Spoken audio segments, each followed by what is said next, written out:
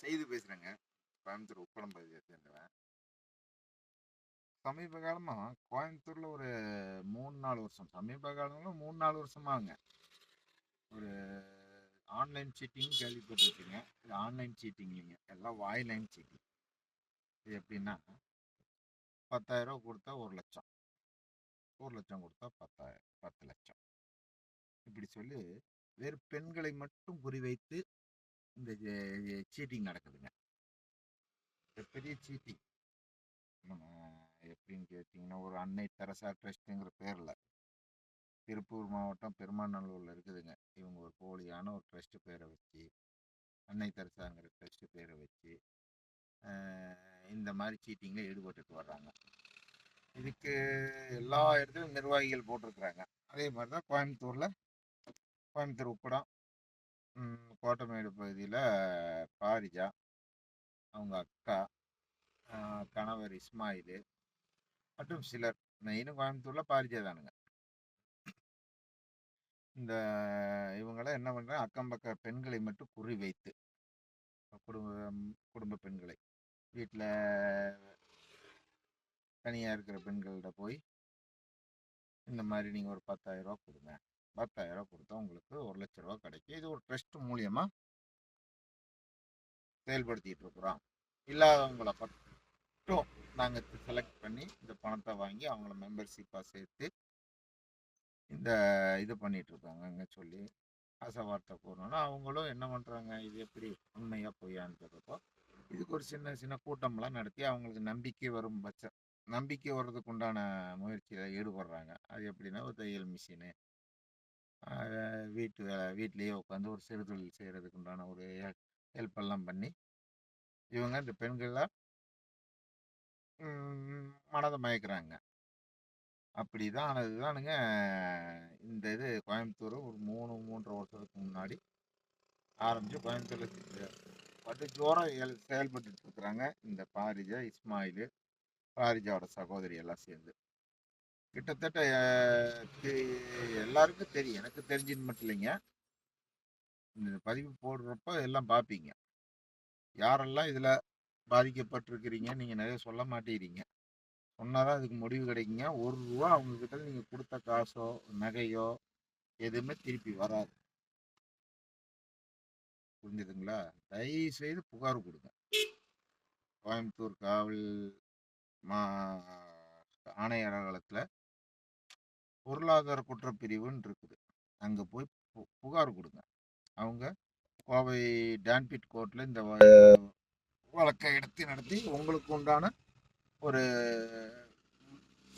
எப்படி சொல்கிறது, உங்களுக்கு இழந்த பணத்தை மீட்கிறதுக்கு ஒரு ஹெல்ப் பண்ணுவாங்க. அதை விட்டுட்டு நீங்கள் பாரிஜாட்டை கொண்டு போய் நகையை கொடுத்தது, பணத்தை கொடுத்தது இதெல்லாம் சொன்னால் பாரிஜாவும் திருப்பி தரமாட்டாங்க. இந்த ட்ரஸ்ட்டை இயக்கி வச்சுட்டு நடத்திட்டு இருக்கிறாங்களா, அவங்களும் 10 காசு தரமாட்டாங்க. பாரிஜாக்கு இன்னைக்கு எவ்வளோ சொத்து பத்தெல்லாம் சேர்ந்துருக்குன்னு உங்களுக்கு தெரியுங்களா?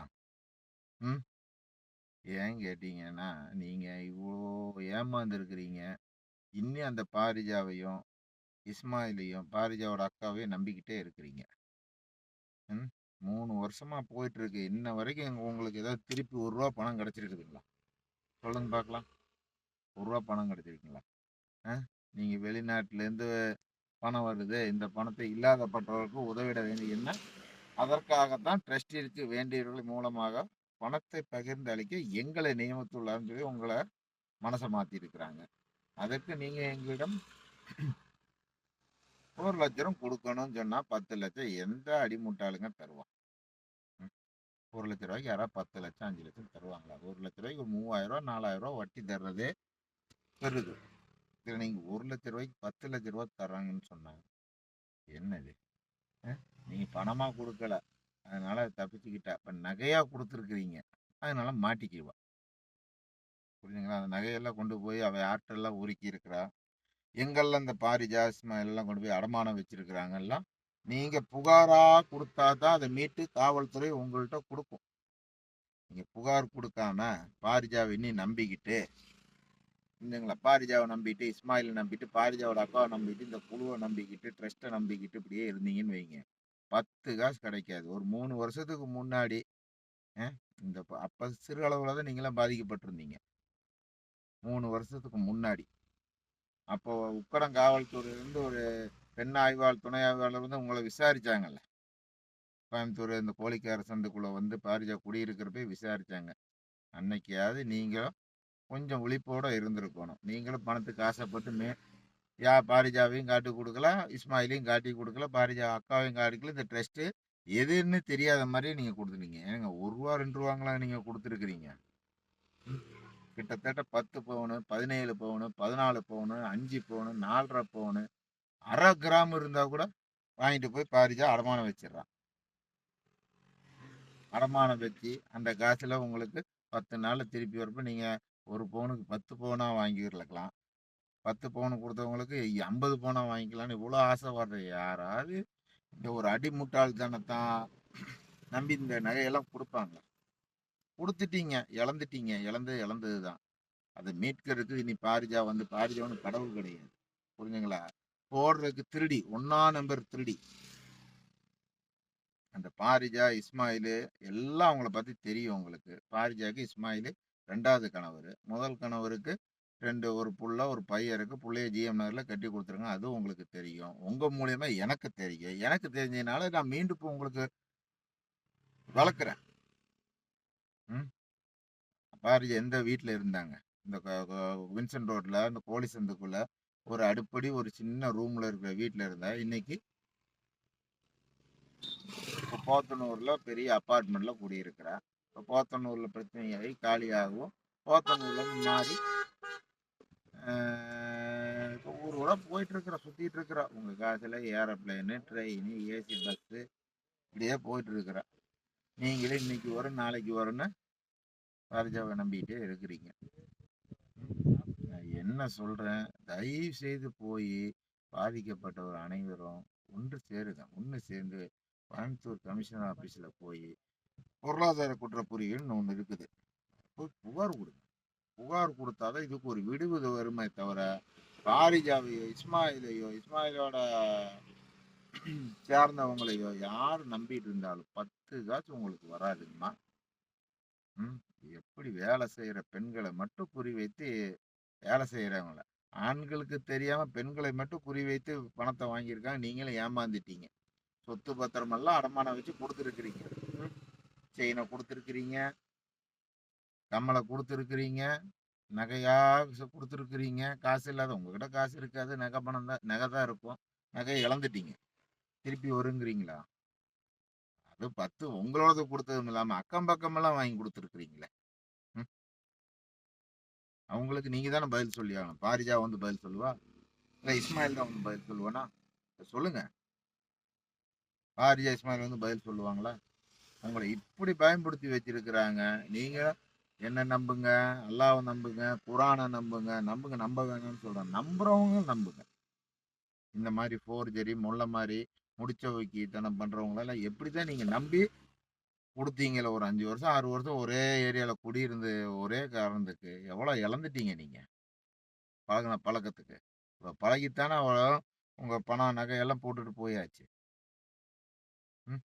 அன்னைக்கே அந்த ரேணுகா தேவி எஸ்ஐஎம்மா வந்து கேட்டாங்க. சொல்லியிருந்து நிறைய பேர் இவ்வளோ தூரம் இழந்திருக்க வேணாமல்ல. பாதி தப்பிச்சிருக்கணும் ஒரு 3 வருஷத்துக்கு முன்னாடி.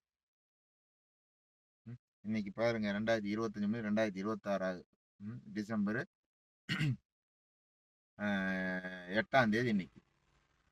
2020 டிசம்பர் 8ஆம் தேதி. இன்னி வரைக்கும் உங்களுக்கு ஒரு 10 ரூபா வந்திருக்குதுங்களா? சொல்லுங்கம்மா, 10 ரூபா வந்திருக்குதுங்களா? இப்போ உங்க போனை யாராவது அடிச்சா எடுக்கிறாள் அந்த பாரிஜா? இஸ்மாயில் தான் எடுக்கிறானா? அவங்க பாட்டுக்கு உங்க பணம் நகையெல்லாம் ஆட்டையை போட்டுட்டு ஊர் ஊரா அவுட்ரு சைடில் அவங்க பேர்ல சொத்து வாங்கி சேர்த்தாம அடுத்தவங்க பேர்ல சொத்தை வாங்கி அதுக்கு பவரா பட்டா வாங்கி நல்ல ஜாலியாக சுற்றிட்டு தான் இருக்கிறாங்க. நீங்கள் தான் மன உளைச்சல்ல ஐயோ கொடுத்துட்டோம் எப்படி வாங்குறதுன்னு முடிச்சிட்டு இருக்கிறீங்க. தயவுசெய்து என்ன சொல்கிறேன்னா, போய் புகார் கொடுங்க.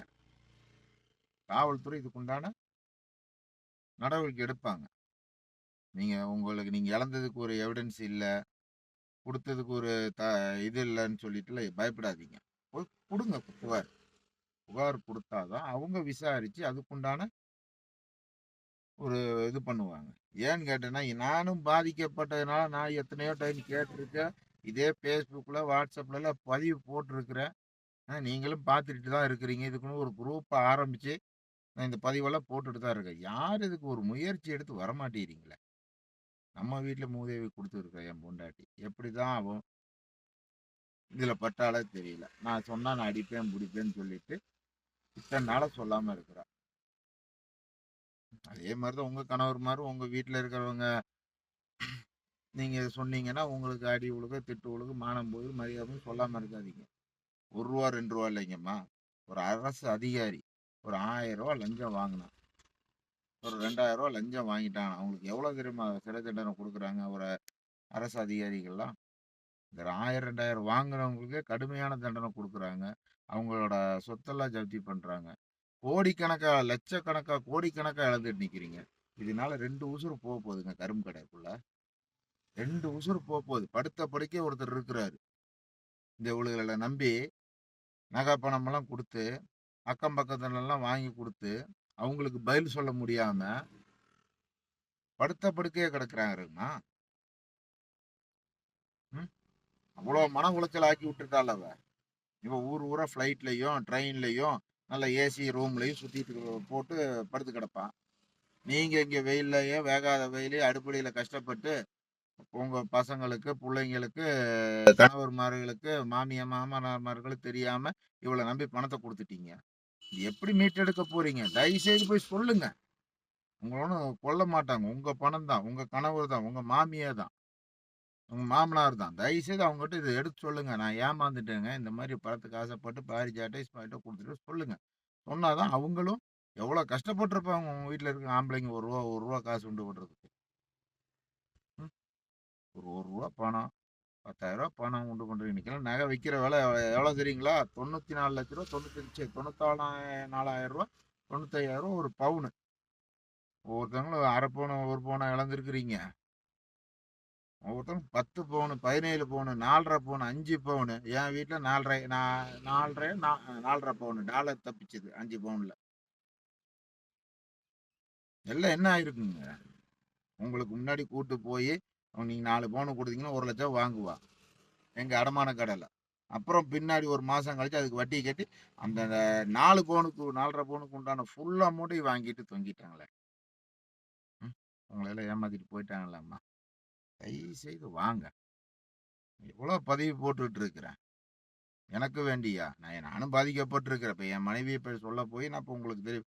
3 வருஷத்துக்கு முன்னாடி நீங்கலாம் பாதிக்கப்படக்கூடாதுன்னு நான் போய் உக்கட காவல்துறையில சொன்னேன்.